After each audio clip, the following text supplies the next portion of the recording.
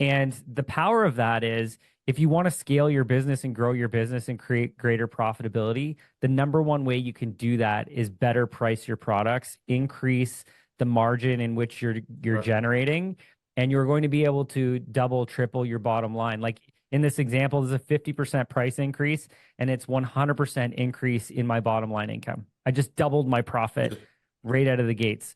So be aware of that because now, even though we're self-conscious as business owners going, I don't want to charge more, my clients are going to be unhappy, they might leave me, oh, poor me. Well, let's better, demonstrate the offer, what we're bringing to the table, because guess what? If you increase your prices, you could double down on what you make.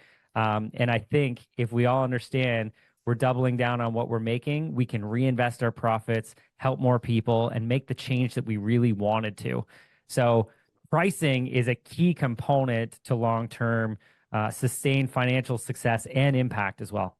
Yeah, I love that you said that. I can go down the pricing rabbit hole. It's one of the most difficult topics for most people, but it's one that I actually love because I always like to think about pricing is like you said about value. So what is value is benefits received for price paid. And I also believe in most businesses because you're going to have inflationary costs at all points of your P&L. But I'm a believer of you price every year, right? You price every year. However, through productivity, you increase the value that you deliver. So if you're taking your top line, so for example, rather than waiting 5 years to take a 10% increase, 2% per year feels a lot more palatable, increases your cash flow and the value of that money in your business.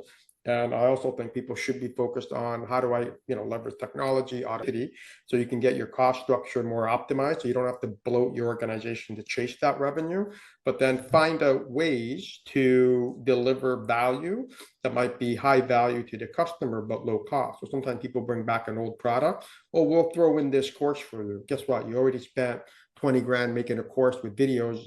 It's a sunk cost. There is no cost anymore. That's it. It's done, right?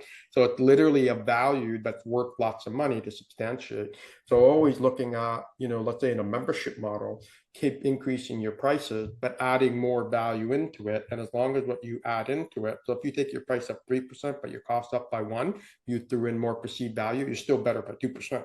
Right. And Yeah. to your point, if nothing else changes, it trickles down to every single P&L line down to the bottom often, right? Which is to your point, how you just double your business.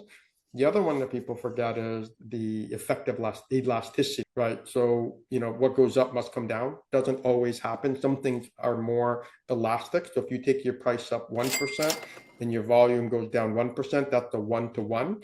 If you take your price up 1% and if your volume goes down 2%, that's an elastic reaction. So it's a 1-to-2 ratio. Most times our emotional fear overjudges that. But in reality, even if you did lose some, but if you're making more money, customers, isn't that a more simplified business that you can then hyper focus and reinvest back in your business? And I think that's when people say, I can make 50% more, lose 30% of my customers, and I can serve those 30 way better than I did before, which means you can charge more. And then following 3 years, or give them more value, more impact, and create a stickier long term.